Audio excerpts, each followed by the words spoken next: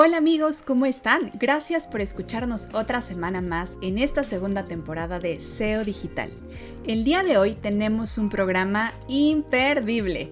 Ya en el episodio pasado hablábamos sobre básicos de ciberseguridad, pero en este episodio complementaremos este tema tan importante para las organizaciones y claro que tiramos la casa por la ventana, porque tenemos una invitada de lujo que cualquier SEO quisiera tener de consultora en su board. Así que no se desconecten y prepárense porque esto se va a poner buenísimo. Ahora sí, sin más, comenzamos. SEO Digital. Tecnología, negocios, marketing online, expertos y mucho, mucho más. Un espacio pensado para ayudar a dueños, directores y gerentes de marca a tomar mejores decisiones. Conduce Luis Vadillo, Cristina Pineda y Andrés Costes. Patrocinado por MSK, expertos digitales. Pensemos en esta situación. Faltan 10 minutos para la hora de salida en la empresa y la persona responsable de pago a proveedores recibe un email del vicepresidente de finanzas que dice que hay que realizar una transferencia urgente para cerrar un negocio importante. Además, que debe realizarse en ese preciso momento. Lo más probable es que se trate de un engaño conocido como fraude del SEO. El fraude del SEO es una forma de ataque que generalmente apunta a la alta gerencia y a los miembros del equipo financiero o contable de la compañía.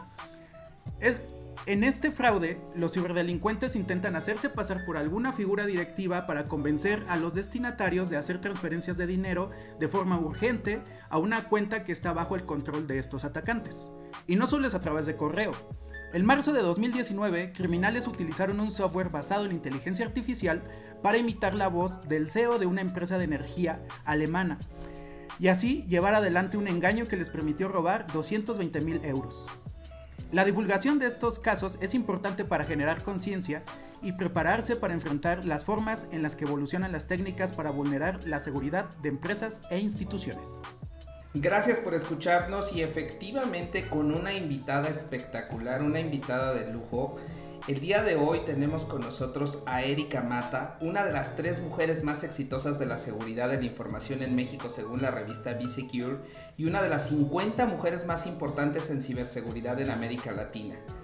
Con más de 20 años de experiencia en el rubro de la seguridad de la información, ciberseguridad, protección de datos, ella es doctora en ciencias con especialidad en seguridad y también, por supuesto, maestra en ciencias computacionales por el Tecnológico de Monterrey.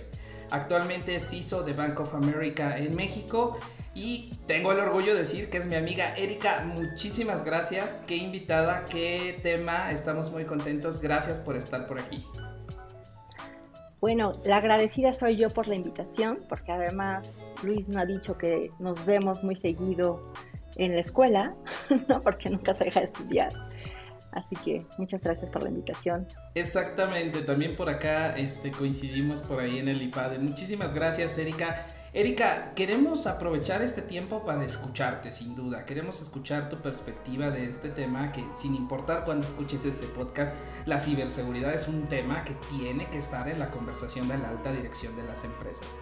Y me gustaría comenzar, vámonos directo a las preguntas. Me gustaría consultarte, Erika, ¿cuáles son esas amenazas? Ya escuchamos ahí en el dato curioso de la entrada un tipo de amenaza, pero seguro tú tienes 1000 más que conoces. ¿Cuáles son esas amenazas que el día de hoy podrían ponernos a nosotros alerta, a la gente que está al frente de las marcas, a la alta dirección de las empresas? ¿Cuáles son, desde tu perspectiva, esas amenazas que existen en este momento? Bueno, mira, el ejemplo de Andrés fue un caso típico que además con la pandemia creció impresionantemente porque cada quien en casa pues no se ve ni le da tiempo de validar o de confirmar que efectivamente es el CFO o el CEO o alguien importante pidiéndole a su gente que haga un ajuste en el pago de una factura, etcétera, ¿no? Eso pasa todo el tiempo. Y a veces las transferencias van tristemente a México, donde viene el pago fraudulento, lo sacan y cierran la cuenta, ¿no? Es súper triste. Pero bueno, ese está muy enfocado en personas, ¿no? Vamos a platicar. Yo creo que antes de hablar de las amenazas como tal, las conocidas como este tipo de ataques que van dirigidos a ciertas personas, que van enfocados a personas, también es cierto que las empresas a veces no estamos listas hasta que es demasiado tarde, ¿no? Hasta que te pasa un caso como el del fraude del SEO, que también se llama como BEC, por si lo han escuchado por ahí. Hasta que pasa algo así, decimos, hace falta poner medidas de seguridad, ¿no?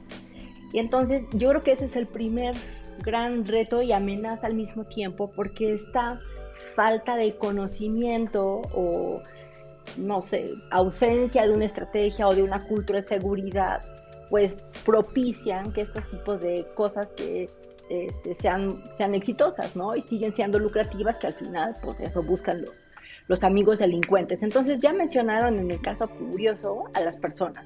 Es la primer gran amenaza, ¿no? Las personas somos súper vulnerables porque nos pueden engañar, a veces fácil, a veces con extorsión, a veces no, pero o voluntariamente cooperamos, también puede ocurrir. Pero hay otras cosas que vienen del lado técnico y otras cosas que son de procesos de negocio. Yo creo que otra amenaza seria está relacionado no solo en entender que hay que hacer seguridad, sino realmente poner los dineros y el presupuesto que se necesita para hacer un programa integral y completo de seguridad, ¿no? Seguridad está relacionado con riesgos y creo que eso entendemos todos los CEOs, todos los CIOs, todos los CFOs entienden temas de riesgo y de cuánto nos costaría hacer las cosas. Hoy, cuando escuchamos seguridad, escuchamos tecnología y creemos que eso es seguridad, ¿no? Y estamos viendo ejemplos en donde tecnología no tiene nada que ver. Es un tema de decisiones de personas.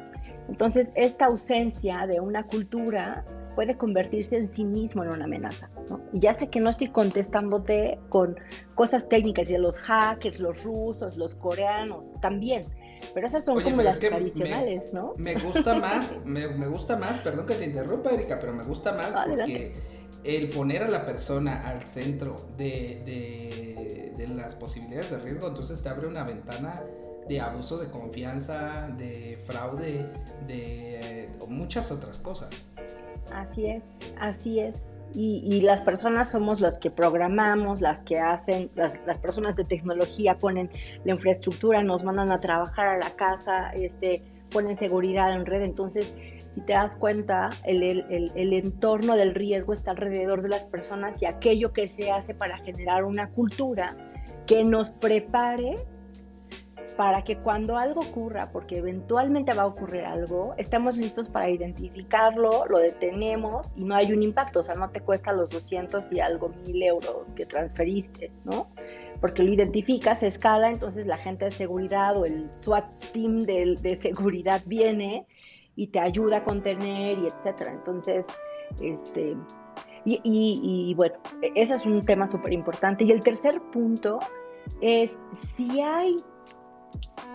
hay un negocio que se maneje de forma correcta, es este negocio que acabo de decir que habla de riesgos.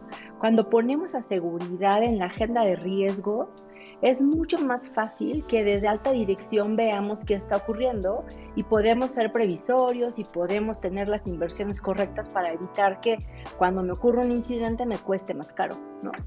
Y bueno, ya, estos son como los 3 puntos que yo te diría que son los grandes retos que se vuelven amenazas o que facilitan que estas amenazas que ya conocemos, como los hackers, como tu mismo personal, como la delincuencia organizada o los ciberdelincuentes organizados, contratados por quien quieras de los pillos en México, en Latinoamérica o en el mundo, trabajen, o incluso algún país, si es que estás en un país que otro le paga para que te hagan algo, como ya sabemos, los rusos o los israelíes o los norcoreanos o los chinos de repente pagan a otros grupos pues de delincuentes, pero especializados en seguridad, para que hagan algo en su nombre, ¿no? Y no se dan cuenta. Entonces, esas son las grandes cosas que pasan y otra vez, ¿no? Generamos amenazas si no creamos una cultura. Hace poco me preguntaban que por qué seguridad se volvió de moda. Dije, el tema es que no se volvió de moda, el tema es que ya estamos ahí desde hace muchos años, pero teníamos el maleficio de Cassandra. No sé si lo saben, esta mitología griega en donde ella, bueno, pide a los dioses, igual le estoy contando mal, pero pide a los dioses tener la verdad y prever el futuro y bla, bla. Y entonces ella va a decir, oye, esto no hagas porque te va a pasar. Y nadie le cree, ¿no? Entonces Zeus le concedió el don de ver el futuro, pero nadie le iba a creer, ¿no? Y eso pasó. Y yo creo que el maleficio de Cassandra se rompió cuando empezaron a pasar cosas cada vez más cerca,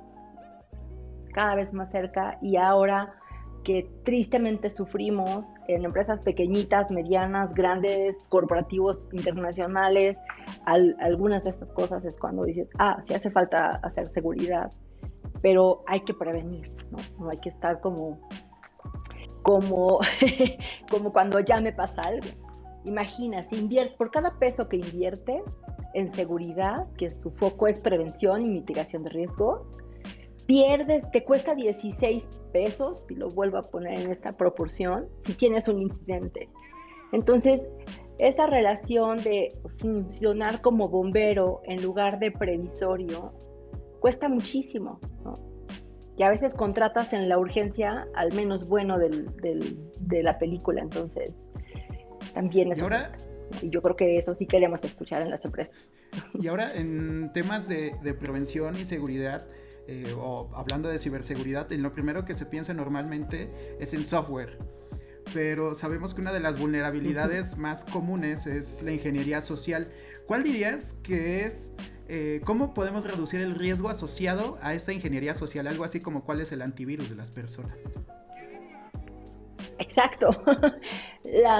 La ingeniería social es eso, ¿no? Cómo te engaña alguien aprovechando que eres buena onda, que contestas, o que es tu jefe, o que te van a dar algo, ¿no?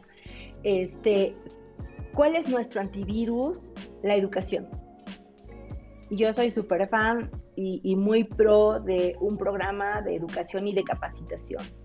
El chiste es que estemos listos, ¿no? O sea, todo el mundo ha escuchado de phishing, de ahora esta cosa del fraude del SEO, del smishing, cuando te mandan por SMS, ¿no? O sea, a muchos les llega un SMS que dice, oye, te bloqueamos la tarjeta porque vimos un pago raro, dale clic aquí para actualizar datos o para validar, etcétera, ¿no? Y muchos caen. Y alguna vez alguien me dijo, una vez le di clic y se me olvidó que yo no tengo tarjeta de Bancomer, ¿no?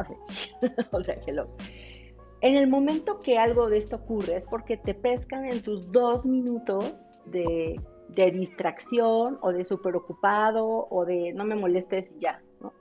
Entonces, pues, esos ya los conocemos, el phishing, el vishing, ese es por teléfono, como decías, alguien que imita las voces por inteligencia artificial o alguien que ha estado escuchando y que sabe cómo es el lenguaje, el idioma, etc. Pero hay otras técnicas que son mucho más difíciles de detectar. Por ejemplo, ¿qué tal en una fila del Starbucks te estás quejando de un proyecto, ¿no? Y resulta que alguien atrás dice, a mí me pasó algo igual, ¿cómo crees? ¿Y cómo le hiciste? Y no sé qué, o yo le hice así, te ayudo, etc. Esa cosa se llama elicitation, ¿no? Entonces son estas conversaciones casuales que buscan obtener información aparte, o sea, asociándose o empatizando contigo, con tu situación o con un proyecto, con el estrés o con el relax de las vacaciones, etcétera. Y esos son difíciles de detectar porque tú piensas que estás socializando aquí muy, muy, muy bien y todo, y resulta que es alguien que en algún momento va a obtener alguna información. ¿Qué buscan los pillos? Porque también esa es una pregunta importante. O sea, ¿por qué la ingeniería social es muy exitosa? ¿Qué buscan? Casi siempre buscan datos que se venden y se venden y cuestan, tienen un valor de mercado, ¿no? Un dato personal, por ejemplo, cuesta, no sé, entre 25 y hasta $180 por dato. Entonces, imagínate cuando ves estos casos de bases de 5 millones de registros o de 10 millones de registros, como le pasa a un montón de empresas, porque ejemplos hay millones y muchos muy recientes. Los datos cuestan, pero también la propiedad intelectual, pero también información financiera, pero también información de marca, pero otras, ¿no? Y a veces creemos que seguridad es alrededor solo de datos personales. Y hay muchas más cosas de una empresa, por muy pequeña que sea, que tienen gran valor para la organización y que por 3 pesos alguien dice ya estoy satisfecho, ¿no? O alguien se hace pasar por ti. Entonces, educación es básico. La educación nos mantiene actualizados, nos mantiene listos y nos mantiene alertas. Y no hablo de una educación de terror. Estas cosas de te va a pasar, te vas a morir, te van a hacer no sé qué, eso no funciona. Nuestra cabeza en cuanto te dicen no lo hagas o nunca o no sé qué, lo hace, ¿no? Entonces hay que ser como muy listos en establecer estrategias para hacer una educación que sea positiva, cosas más emocionales y muchos ejercicios. Nosotros hacemos como muchos ejercicios, como pruebas de phishing o de smishing o de phishing o de algo todo el tiempo.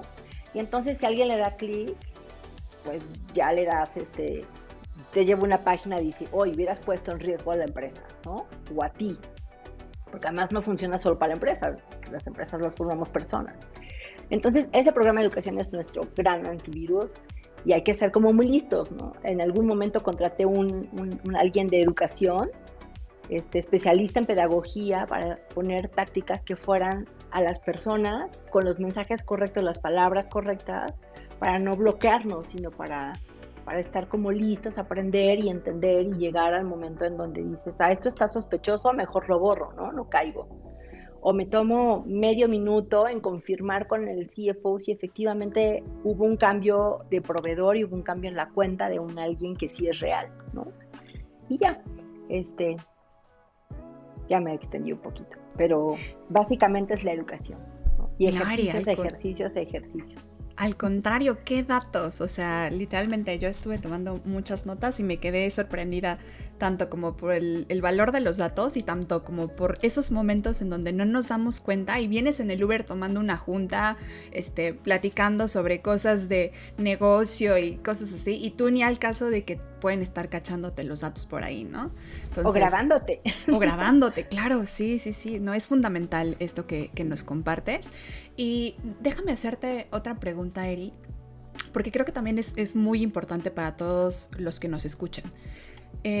¿Cómo consideras tú que se debe proteger a la organización cuando tienes, pero también cuando no tienes una área de ciberseguridad? Lo decías hace ratito, creo que no todos están en el punto de invertir lo necesario para ahorrarse el riesgo tan grande que es este tipo de problema, ¿no? Entonces creo que estamos en este punto actualmente en donde no estamos en un punto maduro, en donde las personas que están en C-Level entienden todavía completamente esta importancia, y creo que es el tema de saber qué hacer cuando sí se tiene y qué hacer cuando no se tiene.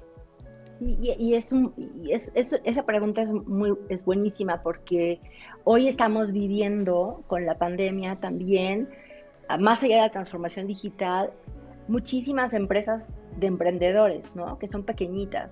Y con el Open Banking tienes además empresas de chavos que acaban de graduarse de la universidad que ponen una fintech porque está padrísimo, etcétera, ¿no? Entonces, más allá de lo que diga la regulación, hay formas. Yo creo que siempre hay asesores de seguridad que te pueden ayudar. El chiste es encontrar a alguien que vea más allá de solo la tecnología, porque no hay martillo, tecnología ni computadora que solucione todos tus problemas, ¿no? Y yo creo que con eso entendido, que es un tema de personas, de procesos, que requiere tecnología en algún momento, pero de procesos, no necesitas millones de dólares, necesitas encontrar a alguien que sentado en donde se definen estrategias de negocio, identifique como los puntos clave a tener cuidado y a tomar precauciones para que cuando llegues con tecnología ya va con tus criterios de seguridad o tus requerimientos de seguridad. Y si no lo tienes, como en este mundo de nube, también existen CISOs as a service, ¿no? Entonces puedes encontrar empresas en México que ofrecen servicios de consultoría con un CISO as a service. El CISO es un Chief Information Security Officer, ¿no? Y entonces puedes contratar servicios de distintos tipos. Seguridad es como enorme. Yo digo en las clases que es como medicina. Hay una parte que es muy técnica, hay una parte que es muy operativa, hay una parte que es muy de negocio, hay una parte que es muy matemática y de riesgos, y tiene una parte financiera también, ¿no? Entonces necesitas perfiles multidisciplinarios, y entre más cerca estás de negocio, es más fácil ir caminando como en el mismo sentido para para, como yo digo, no impedir que el negocio haga su trabajo, sino que habilitas negocio a donde quieras llegar, como quieras llegar, pero protegiéndolo, ¿no? Porque proteges todo. Y hoy hablando de servicios, lo primero que tienes que cuidar es la confianza de tus clientes y tus inversionistas y todo, ¿no? Entonces, creo que hay eso, ¿no? Un CISO as a Service no tienes, y si lo tienes, asegúrate de tener los procesos correctos que te ayuden a ver vista tecnología, vista gente, vista procesos, y tener un programa integral que no es solamente tecnología. El tema de gente es lo más complicado, pero también es lo más divertido, y también es en donde ves resultados más rápido. Déjame compartirte algo.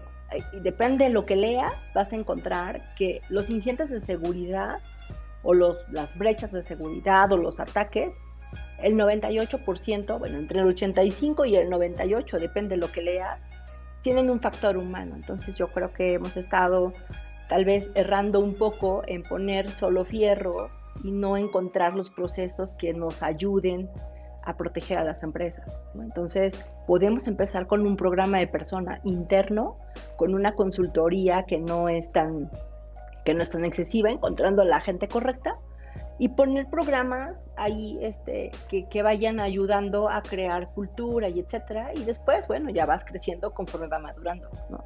No hay que empezar por lo complicado, se puede empezar con cosas muy simples, aunque tengas una empresa de 6 personas, ¿no? 6, 30, 20,000, no importa, se puede ir creciendo. Y bueno, si estás en el sector financiero, ahí sí no tengo forma de ayudarte porque la regulación desde el 2018 para el sector financiero ha estado cambiando muchísimo, y prometen que este año van a venir como reglas cross instituciones financieras, o sea, no importa si seas fintech, buró de crédito, banco, casa bolsa o lo que sea, a todos les van a tocar reglas para hacer como un ecosistema en este sector más homogéneo, ¿no? Entonces ahí sí no tengo que ayudarte, pero nada te prohíbe un virtual CISO. Y también el tema, no solamente de estar en la industria fintech, yo creo que si estás en alguna industria que recuperes, guardes, conserves muchos datos, estás en una industria de riesgo. En todas. Sector financiero, yo lo digo porque estoy en el sector financiero, pero hay ejemplos de todas. Energía, means agua, gas, electricidad, educación, sector salud, desde el WannaCry en 2017 ha sido como target, porque es en donde más datos personales hay de salud y permiten hacer industria automotriz, o sea, todo, porque ahora todo está conectado. Entonces ahora si tienes IoTs o sea, el Internet de las cosas o el Internet de todo, pues todo es susceptible de tener algún tema, ¿no?, de seguridad.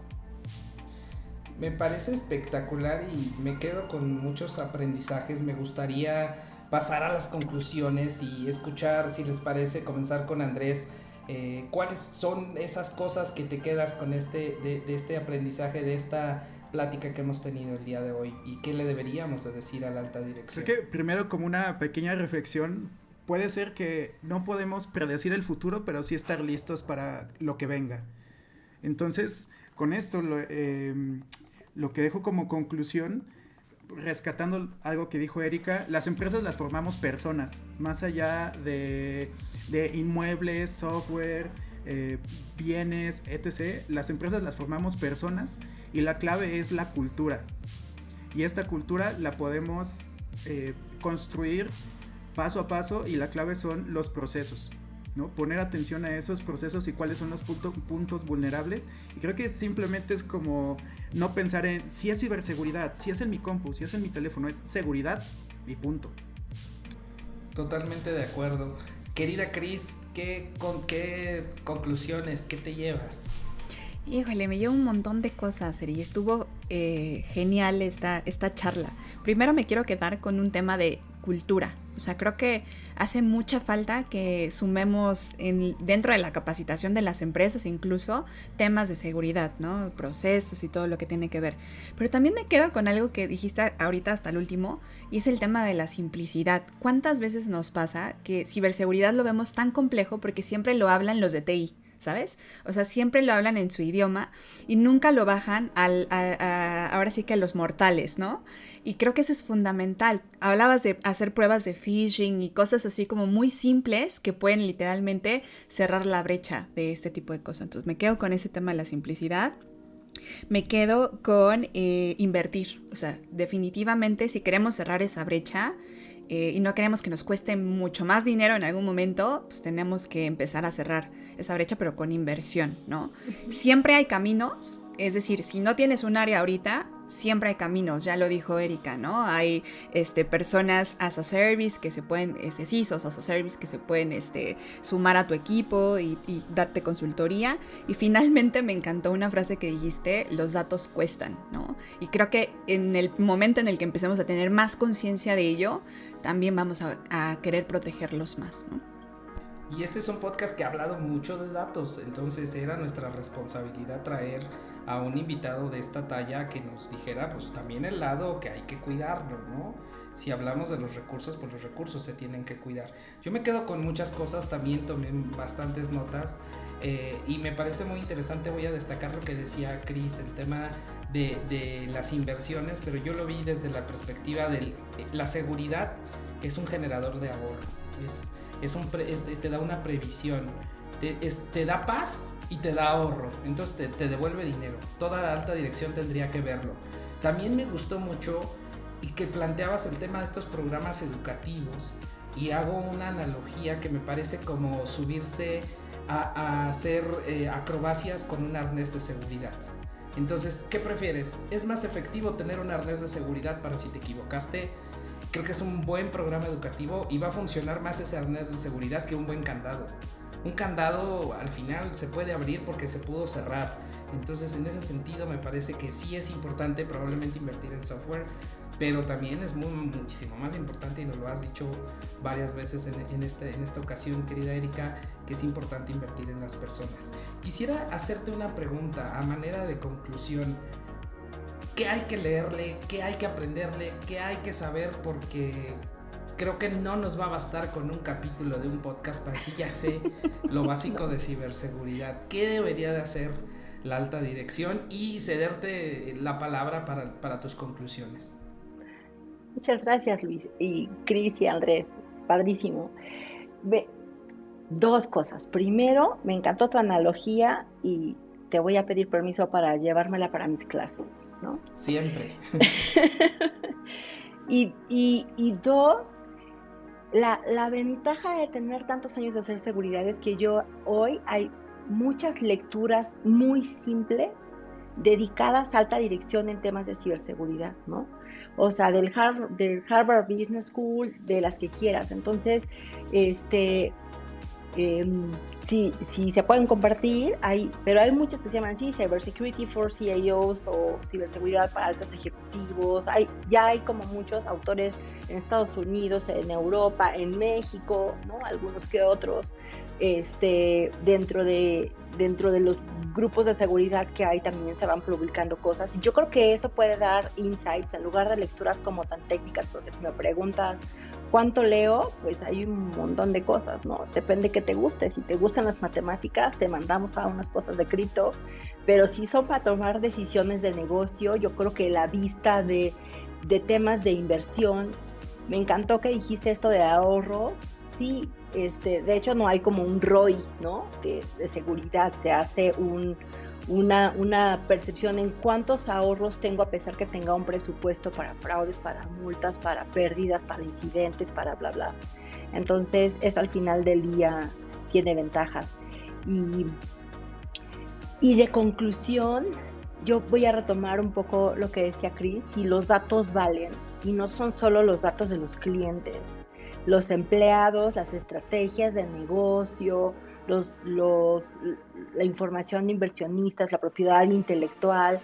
O sea, tu receta secreta es importantísimo que la guardamos, y esa espero que está resguardada no solo con un candado, sino en una nube bien protegida, no en un país donde no hay ni siquiera jurisdicción para donde se la pueden llevar y no puede hacer nada, etcétera, ¿no? Entonces, sí, el chiste es cómo habilitamos negocio y cómo hacemos negocio poniéndonos el arnés correcto, porque también cada arnés es distinto, entonces no siempre te vas a aventar de un bungee ni de la piedra volada aquí en la Sierra Tarahumara, pero sí eventualmente algo va a ocurrir y necesitamos estar listos. Yo creo que estar preparados con una cultura muy enfocada a la resiliencia y como muy actualizados de lo que viene, de tecnología, de transformación, de modelos híbridos por la pandemia, todo eso cuenta y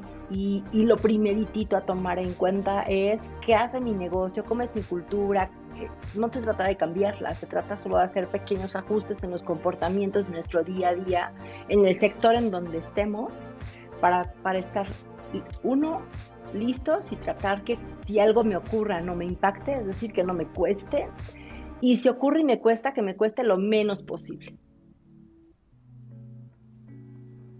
Totalmente. Querida Erika, muchísimas gracias por estar por acá. Antes de despedirte, quisiera preguntarte dónde te podemos, dónde te encontramos, dónde te podemos seguir, escribir, buscar, tus datos de contacto que puedas compartir con nuestro auditorio.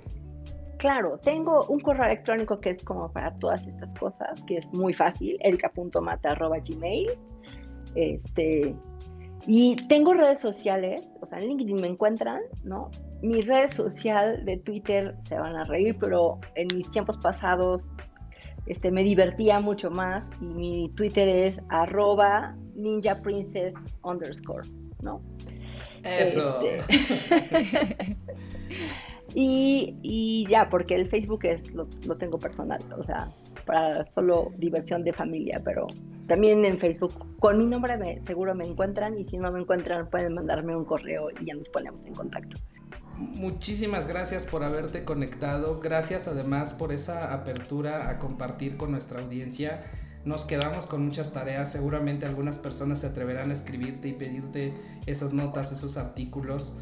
Creo que eres una gran conocedora del tema y además nos transmites con mucha facilidad, que ese es uno de los objetivos de este podcast, y no me resta más que agradecerte. Sin duda creo que esto es algo que seguirá dando de qué hablar, y en algunos otros espacios te buscaremos para seguir aprendiendo más de ti. Erika, muchísimas gracias, y gracias por favor a todos por darle el suscribirse, por escucharnos, por escribirnos. Recuerden que nos pueden escribir también a seodigital@mck.agency, y nos escuchamos en la próxima. Esto fue SEO Digital. SEO Digital. Tecnología, negocios, marketing online, expertos y mucho, mucho más. Un espacio pensado para ayudar a dueños, directores y gerentes de marca a tomar mejores decisiones. Conduce Luis Vadillo, Cristina Pineda y Andrés Costes. Patrocinado por MSK, Expertos Digitales.